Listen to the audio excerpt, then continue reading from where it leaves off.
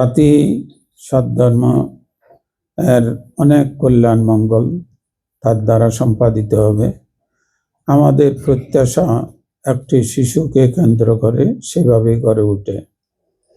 এক একজন এক একভাবে আমরা করি না, সাধারণত আমরা সবাই এই জাতীয় ধারণা পোষণ করি।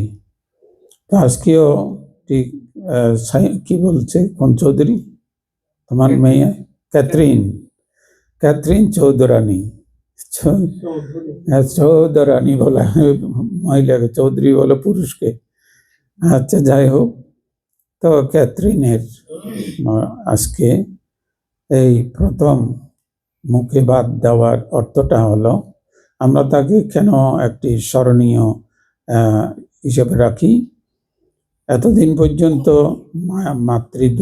দুধের উপরে তার জীবন ধারণ হয়েছে। আজ থেকে যেটার শুভ উদ্বোধন হলো সেটা হলো মরণ পর্যন্ত এই খাদ্যের উপর নির্ভরশীল হয়ে তাকে এই পৃথিবীর বুকে টিকে থাকতে হবে এবং তার জন্যে যত সংগ্রাম প্রয়োজন সেই সংগ্রামের উপযুক্ততা যেন তার জীবনে থাকে, তার জীবন যেন কোনো অভাব অনটনের মুখোমুখি না হয়, আমরা সেই কামনাই করব।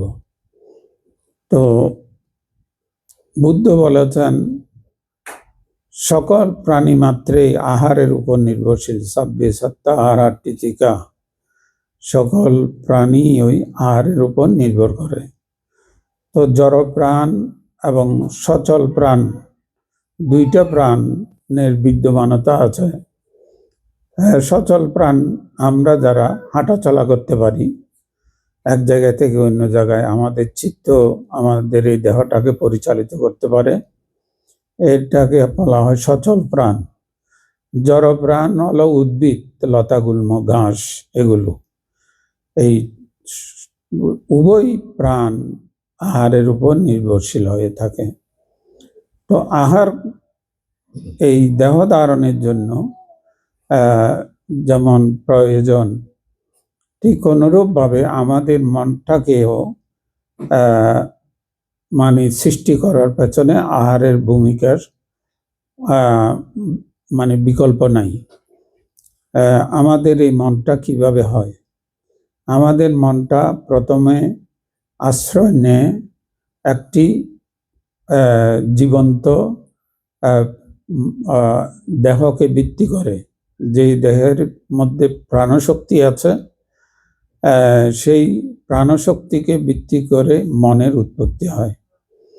এবং মনটা বুদ্ধ বলেছেন ফান্দানাং চাপালাং চিত্তাং, আমাদের মনটা সব সময়ে একটা বিষয়ের পরে আরেকটা বিষয়ে চলে যায়, স্পন্দনশীল। এক জায়গায় দীর্ঘক্ষণ আমাদের মন স্থির থাকে না, এটা মনের স্বভাব বলা হয়েছে। কিন্তু এই স্বভাবের পেছনে কাজ করে কি, আমাদের চোখে যা কিছু দেখি, কানে যা কিছু শুনি, জিহ্বায় যা আস্বাদ করি, নাকে যা ঘ্রাণ নিই, দেহের মধ্যে যা স্পর্শ হয়, এই বিষয় এই স্থানগুলোকে আশ্রয় করে আমাদের স্নায়ু এবং মস্তিষ্ক এগুলো কাজ করে। মস্তিষ্ককে আমরা ব্রেইন বলি। এগুলো কাজ করে এবং কাজ করে একটি জটিল প্রক্রিয়ার মাধ্যমে মনের জন্ম হয়। তো বুদ্ধ বলেছেন আমরা এই সমস্ত বিষয় জানার দরকার কি? দরকারটা হলো আমাদের মনেই আমাদেরকে বলে আমি সুখে আছি। আবার কোনো দুর্ঘটনা ঘটলে তখন মনে বলে বড় দুঃখে আছি। এই কারণেই মৃত দেহ কখনো বলতে পারে না আমি সুখে আছি, দুঃখে আছি, কারণ তার মধ্যে প্রাণ নাই, মনও নাই। প্রাণ না থাকলে মনের কোনো জন্মের সম্ভাবনা নাই। তাহলে এই আমাদের মনোপুব্বাঙ্গমা ধম্মা মানসট্টা মনোমায়া, বুদ্ধ বলেছেন এই মনটাই সব কিছুর নায়ক, পরিচালক। সুখ দুঃখ যা কিছু উৎপন্ন হয় এই মনেই উৎপন্ন হয়। তাহলে সুখ কিসে উৎপন্ন হয়? বুদ্ধ এই সন্ধান করতে বলেছেন। দুঃখ কেন উৎপন্ন হয় এটারও সন্ধান করতে বলেছেন। আমরা প্রত্যেক প্রাণী, পশু পাখি, মানুষ, আমরা সবাই কিন্তু সুখের প্রত্যাশী, দুঃখ আমরা কেউ চাই না। তাহলে সুখের প্রত্যাশায় যখন আমরা চাই, তাহলে আজকে এই সুখের প্রত্যাশায় তোমরা এখানে এসেছ এবং কে কত কষ্ট করে এখানে আগমন হয়েছে সেটা আমার চাইতে অন্তত এখানে উপস্থিত যারা আছো তারা সবচেয়ে বেশি জানো। কারণ আমি হয়তো তোমাদের মতো কষ্ট করে এখানে আসা হয়নি, কিন্তু তোমাদের কষ্টের কাহিনী এবং নিজের চোখে যেভাবে দেখেছি থাইল্যান্ড, শ্রীলঙ্কায়, মহারাষ্ট্রের মধ্যেও গিয়েছি, তো এগুলোর মধ্যে যেভাবে দেখেছি অনেক কষ্ট, এবং এই কষ্টগুলো সহ্য করা, এই বছরের পর বছর ধরে এগুলোর মধ্যে দিয়ে জীবনকে টেনে নেওয়া, এটা কিসের কারণে? একমাত্র সুখের কারণে।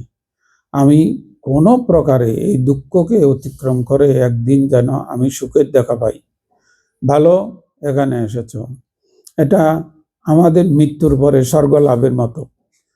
আমরা এখনো কেউ স্বর্গ যায়নি, স্বর্গ দেখিও নি, শুনেছি, বই পুস্তকে লেখা আছে, এগুলো পড়েছি, কিন্তু স্বর্গে আমরা বিশ্বাস করি অথচ এটা কিসের উপরে বিশ্বাস? এটা কল্পনার উপরে বিশ্বাস। আমরা কল্পনা করছি, হ্যাঁ বই এইরকম লেখা আছে, স্বর্গ এই সুখ পাওয়া যায়, এই সুখ পাওয়া যায়, মনুষ্য লোক থেকে অনেক বেশি সুখ পাওয়া যায়, মনুষ্য লোকের সুখ ক্ষণস্থায়ী, মরণের পরে আর কোনো সুখ থাকে না, কিন্তু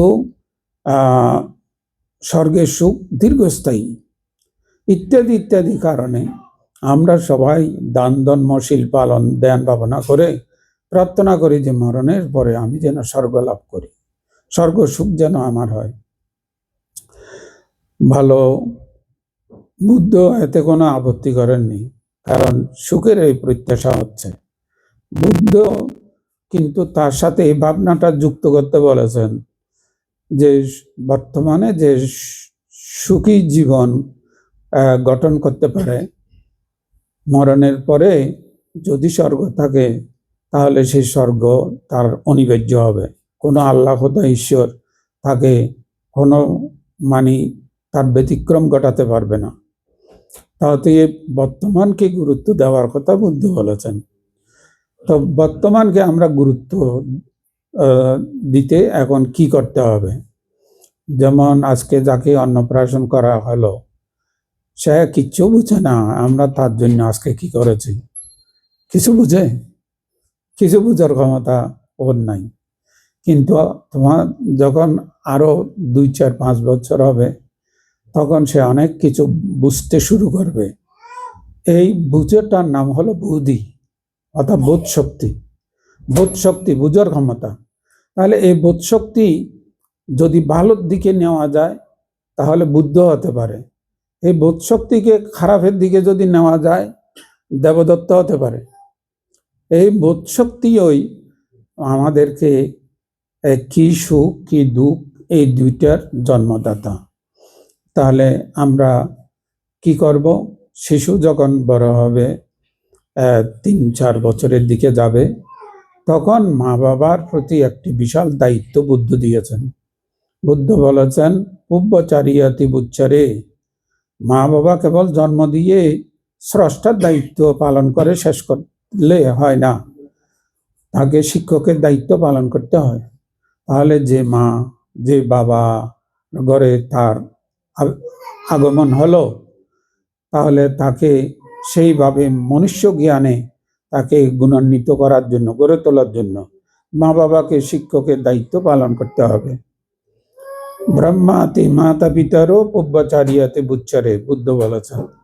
তাহলে এখানে সৃষ্টি করেছি এটা প্রকৃতির নিয়মে, কিন্তু শিক্ষকের দায়িত্ব মানবতার গুণে পালন করতে হবে। তো এই জন্য মা বাবা সেই ব্যাপারে যদি সতর্ক থাকে, তাহলে সন্তানকে নিয়ে যা কিছু তাদের স্বপ্ন, আদর, জন্য স্নেহ, মমতা, ভালোবাসা, এটা একটা আমাদের প্রাণীদের স্বভাব ও ধর্ম, এটা প্রকৃতির নিয়ম।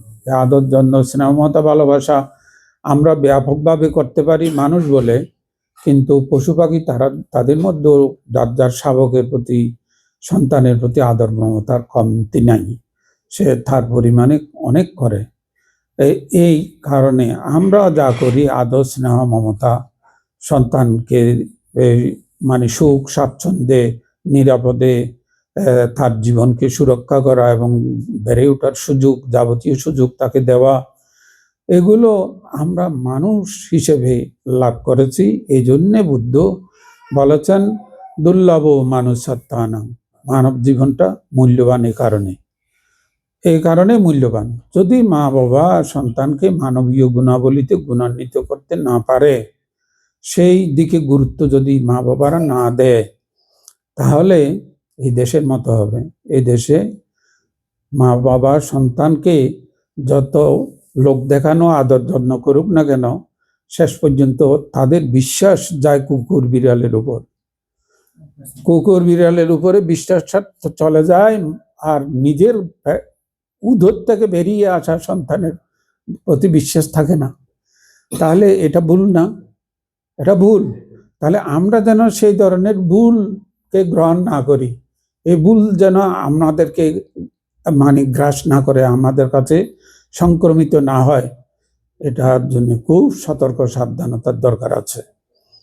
এই সতর্ক সাবধানতা যদি তোমরা করতে না পারো, তাহলে দেখবে, এই কয়েকদিন আগে আমরা নরওয়েতে গেলাম। সেখানে আমার এক বন্ধু, আমার ইউনিভার্সিটি লাইফের বন্ধু, আমরা একই সাথে বাংলা ডিপার্টমেন্টে লেখাপড়া করেছি। ও বলছে, বানতে এখন সন্তান নিজের ইচ্ছা মতো তার ছাত্রী বান্ধবীকে বিয়ে করেছে। সে কেবল এখন আমার গাড়িটাও নিয়ে গেছে তার বন্ধু পত্নীকে নিয়ে বন্ধু মহলে অনুষ্ঠান করার জন্য। তো এখন আমার মেয়েটাও আমাদের কোনো আদেশ উপদেশ মেনে আমাদের সদন্মী গোত্রীয় কোনো কন্যাকে স্বামী নেবে, কোনো পুত্রকে স্বামী নেবে কিনা আমি জানি না।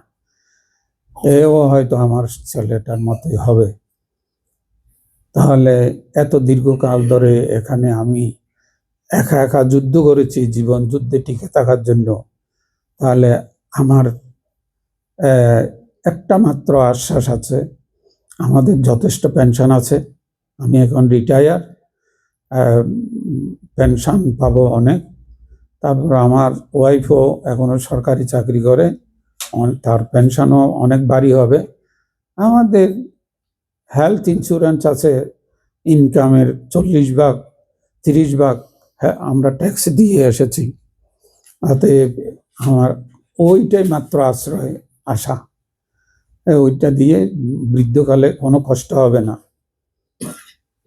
আসলে এই যে একটি ভাবনা কাজ করতেছে, তাদের সরকার এই ব্যবস্থাপনায় তাদের একটা নিরাপত্তা দেওয়া হয়েছে বলে এরা এইটা চিন্তা করে করে নিজের মনকে ভেঙে পড়া থেকে, অসহায় অবসাদগ্রস্ত না হওয়া থেকে রক্ষা করে। কিন্তু মানুষ হিসেবে তো এটা বেঁচে থাকার কোনো পর্যায়ে পড়ে না। আমি যে মানুষ, আমি কেবল টাকার উপর ভিত্তি করে, এই দেশীয় সেবা যত্নের উপর ভিত্তি করে আমি মোটামুটি নিশ্চিন্তে থাকবো, এটা বলাটা একজন মানুষের পক্ষে মানায় না, এটা অন্য প্রাণীর পক্ষে মানায়।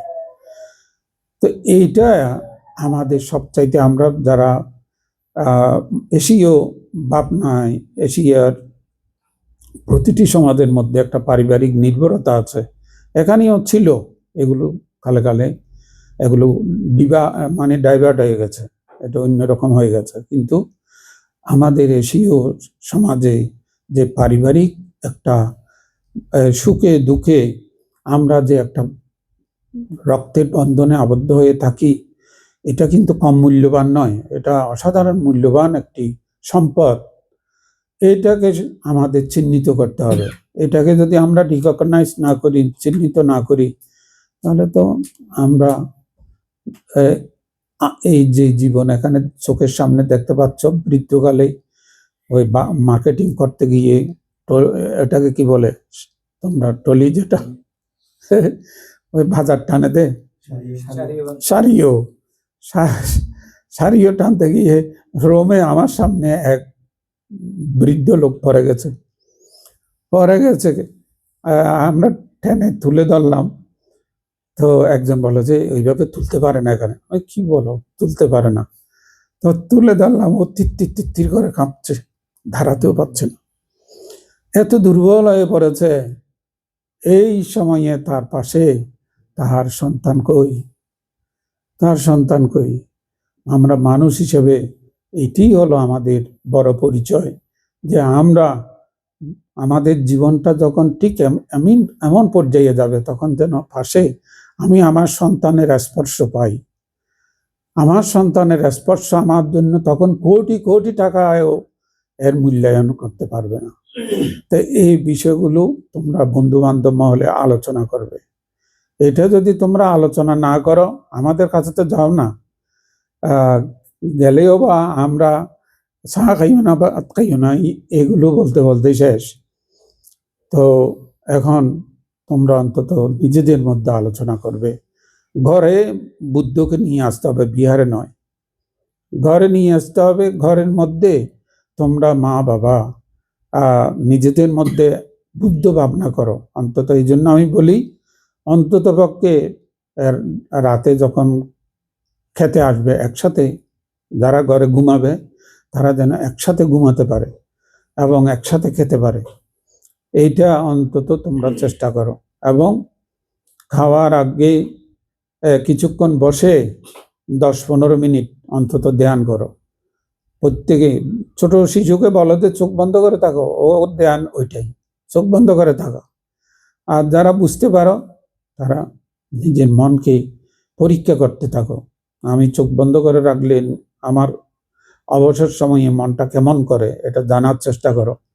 এইভাবে জেনে জেনে একটা ধ্যান করো। খাওয়ার পরে সহসা বিছানায় না গিয়ে কিছুক্ষণ হাঁটাহাঁটি, চংক্রমণ যাকে বলা হয়, চংক্রমণ করো। সেখানে পায়ের চলার উপরে মনটা ধরে রাখতে বলো। এটা করো। এই কিছুক্ষণ চংক্রমণ করার পরে তারপর ঘুমাতে যাও। অন্তত এই একটা সিদ্ধান্ত, এটা হলো বৌদ্ধিক সিদ্ধান্ত। এই সিদ্ধান্ত যদি মা বাবারা ঘরের মধ্যে না নেয়, বিহারে আমরা ভিক্ষু শ্রমণালয় এটা মানব না। আমরা মানি না কেন? আমরা অনেক বিহারের মধ্যে বন্দনা নাই ঠিক মতো, কোনো নির্দিষ্ট সময় কিছু নাই। এখানে শৃঙ্খলা আনা যায় না কেন? যেহেতু ঘরের মধ্যে আমি ওই অভ্যস্ত হয়নি। আমি প্রবজ্য নিয়েছি বটে, কিন্তু আমি সেইভাবে তো জীবনকে বদলাইনি। এই হলো সমস্যা। তাহলে এই বিষয়গুলো বুঝে সুঝে তোমরা অন্তত পক্ষে একটা সিদ্ধান্ত নাও। এখান থেকে পরিবার থেকে ভালো সন্তান গড়ে উঠলে, ছেলে হোক মেয়ে হোক, তার দ্বারা বুদ্ধ রক্ষা পাবে, ধর্ম রক্ষা পাবে। প্রবজ্য নিক না নিক কোনো কথা নাই, কিন্তু সে বুদ্ধকে ধারণ করতে পারবে, ধর্মকে ধারণ করতে পারবে। এইভাবেই তোমরা এই অনুশীলন করো, এবং এইভাবেই যদি করা হয়, আমি মনে করি আমাদের মধ্যে অন্তত আমরা বুদ্ধকে আশ্রয় করে সত্যি একটি সম্মানিত গৌরবনীয় জীবনের অধিকারী হতে পারবো।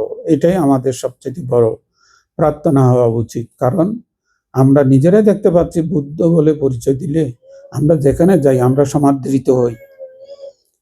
অন্য সম্প্রদায় যারা সন্ত্রাসী কার্যকলাপে ধর্মের নামে লিপ্ত আছে, তাদেরকে নিয়ে মানুষ অস্বস্তির মধ্যে পড়ে যায়। না বলতে পারে না বটে, কিন্তু অস্বস্তির মধ্যে থাকে। অতএব বুদ্ধ আমাদেরকে সম্মানিত করছে, বুদ্ধ আমাদেরকে গৌরবান্বিত করছে, এটা মনে রেখে বুদ্ধের প্রতি কৃতজ্ঞ চিত্ত হয়ে তোমরা অন্তত থাকবে। বড় বড় সঙ্গদান করলাম আমি, এই জন্য আমি বুদ্ধের প্রতি কিছু করে ফেললাম, এটা না। বড় বড় বিশাল বিশাল নিমন্ত্রণ, সঙ্গদান, এগুলো দিয়ে তুমি সত্যিকার বুদ্ধের ঋণ শোধ করতে পারবে না। বুদ্ধের ঋণ শোধ করতে হলে এইভাবে একটি পারিবারিক সিদ্ধান্তের মধ্যে দিয়ে তোমরা সত্যিকার বুদ্ধ পূজা করো, বুদ্ধকে অন্তরে ধারণ করো, বাস্তবিক তোমরা সম্মানিত জীবনের অধিকারী হতে পারবে। তোমাদের সেই শুভ চেতনা জাগরণ হোক এবং তোমাদের কন্যা ও মা বাবার সুন্দর গুণে গুণান্বিত হয়ে আমাদের বংশ গৌরব রক্ষা করুক, নিজের জীবনকেও সমৃদ্ধ করুক, তার জীবনের সার্বিক সাফল্য আসুক, নিরাপদে নির্বিঘ্নে গড়ে উঠুক। তার মা বাবার জীবনও যেন তেমন হয়, কারণ মা বাবার জীবন বিপন্ন হলে সন্তানের জীবনও বিপন্ন হয়। যেমন আজকে সন্তানেরা ভাগাভাগি হয়ে যাচ্ছে, মা বাবার মধ্যে বিচ্ছিন্নতা আসলে সন্তান ভাগাভাগি হয়। কি যন্ত্রণা এই সন্তানদের। এই ধরনের অভিশাপ যেন আমাদের পরিবারে না আসে, এই জন্যে তোমরা সংকল্পবদ্ধ হবে। সাম্মা সংকল্প তোমাদের জীবনে আসুক, এই কামনা প্রার্থনা করে সাধুবাদ প্রদান করো।